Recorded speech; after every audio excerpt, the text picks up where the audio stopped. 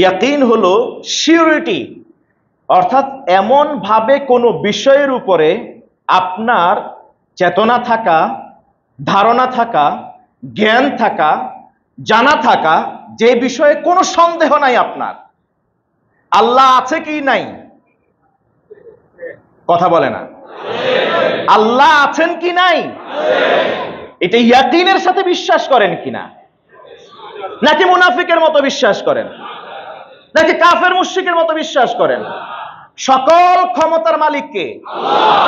কাফেররা তো সকল ক্ষমতার মালিক আল্লাহর সাথে সাথে ওই যে 360 মূর্তিকে বানালে ইল্লা লিয়ুকাররিবুনা ইলাল্লাহি যুলফা, মাধ্যম ছাড়া আল্লাহর কাছে যাওয়া যায় না। সব কাজ আল্লাহ ওই মূর্তিদেরকে দিয়ে করান। ইয়াকিন নাই যে আল্লাহ সব ক্ষমতার মালিক, সবকিছু আল্লাহ করতে পারে। রিজিক দেন কে? আল্লাহ, নাকি অন্য কেউ দেয়? আছে তো। আমরা ইয়াকিনের সাথে বিশ্বাস করি না। এই জন্য নবীজি সাল্লাল্লাহু আলাইহি ওয়াসাল্লাম বলেছেন, বনি আদম যদি তার রিজিক থেকে দৌড়ে পালায়, যেমনি ভাবে মৃত্যু থেকে বাঁচার জন্য দৌড়ে পালায়, সে যেখানেই যাক না কেন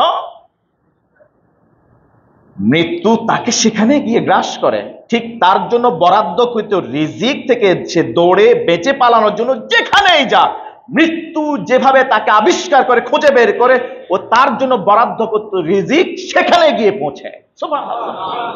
এই বিশ্বাস কি আছে আমাদের? বিশ্বাস থাকলে এই অবস্থা কেন? বিশ্বাস থেকে এই অবস্থা কেন? বনের সম্পদ কেন মেরে দিয়েছেন আপনি? আপনি জনগণের সম্পদ কেন মেরে দিয়ে নিজে পাহাড় তুলেছেন, পাহাড় গড়েছেন? এক ছাগল কাণ্ডে তো সব শেষ। কিছু কি রক্ষা হয়েছে? হয়েছে? এই দুনিয়াতেই তো আযাব। পৃথিবীর কেউ কিছু করতে পারে না, এক ছাগলে সবকিছু করে ফেলল। পৃথিবীতে দেখবেন বড় বড় শাস্তিগুলি আসে লঘু শত্রুর মাধ্যমে, লঘু অস্ত্রের মাধ্যমে, হালকা অস্ত্রের মাধ্যমে। নমরুদকে আল্লাহ ধ্বংস করছেন কি দিয়ে? কয় মাছি দিয়ে বলে। কি দিয়ে?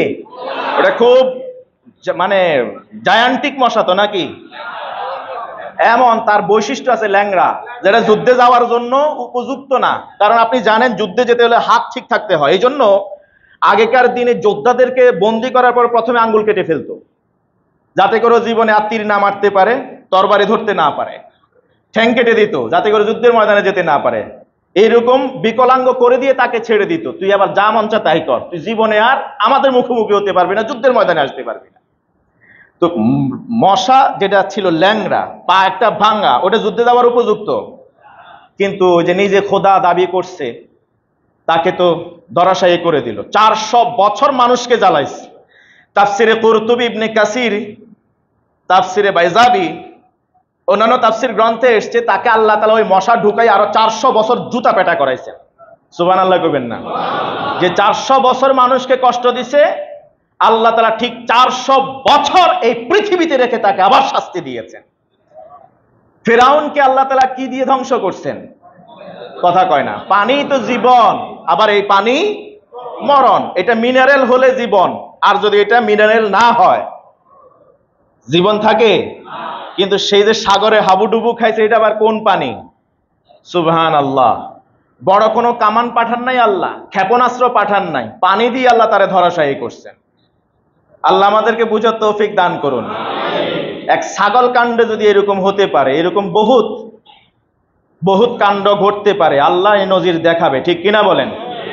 যদি রিজিক আল্লাহ রাজ্জাক আর আমি আব্দুর রাজ্জাক, আল্লাহর দায়িত্ব আমাকে রিজিক দিয়া। একটা পাখি যেভাবে আল্লাহর উপর ভরসা করে, সব প্রাণীগুলি তাদের জন্য জমানো সঞ্চিত কোনো অর্থ নাই, কোনো সম্পদ নাই, কোনো চাকরি নাই, কোনো কিছু নাই, ব্যবসা নাই। সকালবেলা খালি পেটে বের হয়, ওয়াতারুহু বাতানা ওয়াতারুহু বাতানা তাগদু খিমাসান ওয়াতারুহু বাতানা। সন্ধ্যাবেলায় কি খালি পেটে বের হয়ে ফিরে আসে নাকি? ভরা পেটে ফিরে আসে। রাজ্জাক কে?